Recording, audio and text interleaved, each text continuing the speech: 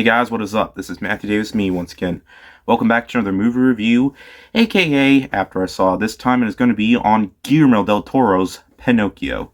Now in this film we follow Geppetto, who starts off being a normal father. He had a son before, but he died during the war. That's right. This movie takes place during a war, and after he loses that son, he wants to create another boy because he's sad that his son has died. So he decides to create a new wooden boy, and that boy, or wooden boy, comes to life. And from there, Pinocchio is determined to be just like his son, or he wants to be like his son so he can be a good son to Geppetto, because Geppetto has lost a lot. And unlike the original 1940 Disney film, he does not have any pets. He has no companions whatsoever. No, he is a lonely, lonely man. So yeah, and like I mentioned before, this is Guillermo del Toro's version of Pinocchio. And this isn't the first time we got a new creation of Pinocchio this year, but I'm going to pretend that it is. I'm going to pretend this is the only adaptation of Pinocchio to come out this year, because this is the only one that should have come out this year, because that Disney live-action one still kind of destroyed me inside a bit. But hey, this is nothing like that film. No. Disney, this is how you recreate your source material.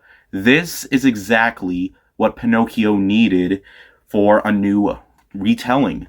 It needed a perspective of stop motion and not live action with CGI mixed in. And it didn't need all that shot-for-shot stuff, because this movie is far more different. Like I said before, this takes place during a war. And if you know Guillermo del Toro, he is known for some really, really creepy stuff in his movies. I mean, he's an incredible director, and I think he masters supernatural creature, disturbing elements in his movies. From Pan's Labyrinth to Shape of Water to the first two Hellboy movies, Blade 2, and so many others, Nightmare Alley. He is just a terrific director, and I absolutely love what he did here. And he's actually worked on kids' creations as well. And he definitely has managed to pull it off with his kid stuff too. And this is definitely one of his best work when it comes to kid stuff. And calling this a kids movie, it kind of really isn't. Because like I mentioned before, this takes place during a war. I mean, sure, it's not a flat-out war film. It's not like Saving Private Ryan or anything like that. But this movie definitely tackles the issue of war. Not only that, of loss. Because Geppetto is far more depressed in this movie. Because, of course, it focuses a lot on tragic events when it comes to him and the loss of his son and others as well. But of course, it's not entirely like that. It still has, of course, the part where he meets up with this guy and he wants to perform a show or whatever. But what really makes this film even more unique is how Pinocchio's goal isn't to become a real boy. He doesn't even mention that he wants to be a real boy. Like, there's no... Like, yes, the fairy's in the movie, and that fairy... Oh my god, that fairy... Wow. You're gonna see that in your nightmares, kids. Like, there were kids in the theater. I don't know if they noticed, but yeah, that fairy. She's not telling him that he can become a real boy, because it's really just more about him trying to become a better son, which is something that I really appreciate. And while yes, the Cricket is in the movie, though he's not called Jiminy Cricket. He's called Sebastian J. Cricket. And he doesn't really tag along with Pinocchio that much. He tags along more on the side of Geppetto, which is something you never saw in Disney's version. So I kind of like that, how he's kind of like teaming up with Geppetto. He's definitely more on with Geppetto than he is with Pinocchio in this movie. So yeah, but I'm going to try my best not to spoil every main detail about this movie, because I really want you to go. And I saw like no trailers for this movie. I saw no, like, I mean, I did see footage, like picture clips, but I wanted to go into this movie with as big of a mind as possible. And what I was watching was a very unique retelling that isn't just a complete recreation of its classic source material. I mean, we've had so many Pinocchio adaptations in the past, long after, of course, Disney's adaptation of it. But usually when people think Pinocchio, they think of the Disney version, the old Disney version. But this, I gotta say, is definitely one of the best adaptations in years. In fact, I think it's the best adaptation since the Disney film.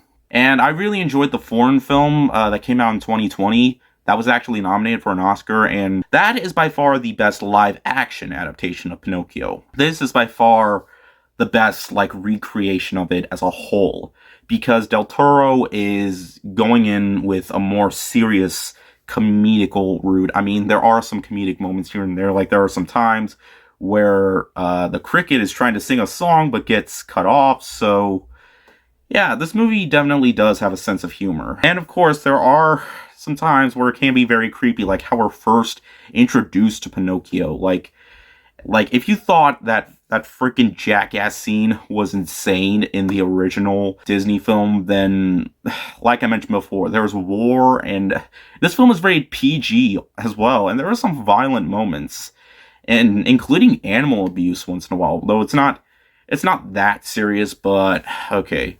If I go too far into it, I'm going to get into spoiler territory, but this is a film that I highly recommend. And the best part, I saw this in the theater, unlike the Disney live-action adaptation. I saw this on the big screen. It was being released in theaters before it was being put to Netflix, which it is going to be on Netflix next month, I believe. And when it does, I highly recommend checking it out. As for issues, this movie is a musical, though there are some times where some of the songs didn't really work for me. It's not completely full of music. I mean, not even Disney's Pinocchio had that many songs in it, but this film has a few songs that I thought were really good, like the first two, and there's one that plays during the end credits that I thought was really entertaining and kind of catchy. Though there is this one villain song that I thought was very generic and had no use whatsoever.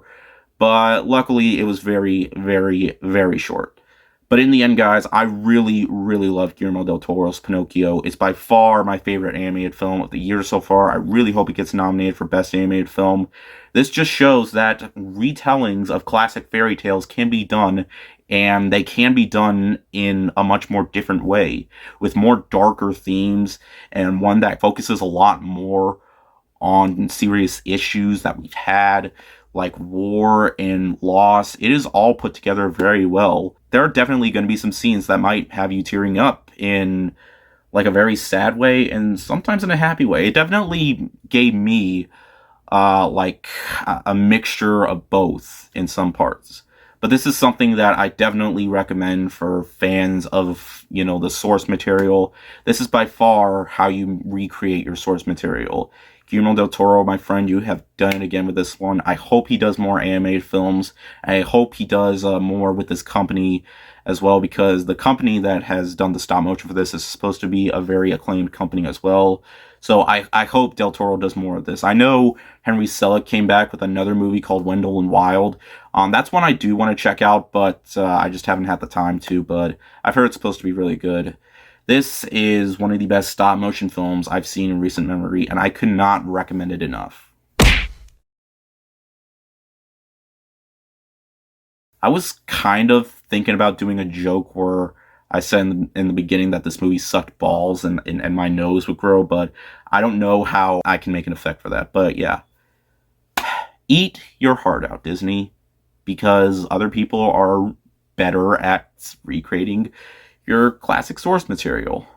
So you shouldn't have even bothered. But anyways, like I mentioned before, I highly recommend this one. I also recommend the foreign film, the 2025. I forgot what language it was. I don't know, German? Whatever. I recommend that one as well. But thank you guys so much for watching, and I'll see you guys later. Ward out.